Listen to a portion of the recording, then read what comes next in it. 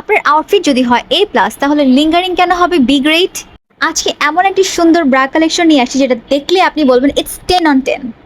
এটা জাস্ট দেখতে আনবিলিভেবল সুন্দর, অ্যান্ড এটার কালার্সগুলো জাস্ট মাথা নষ্ট করার মতো সবগুলো colour. Say hello to our gorgeous push up bra collection, যেটা সাইজ অ্যাভেলেবল আছে 32 থেকে 38 পর্যন্ত। এটির 4টি স্টানিং কালার অ্যাভেলেবল আছে, যেটা আপনি যে কোনো আউটফিটের সাথে একদম পারফেক্টলি ম্যাচ করতে পারবেন।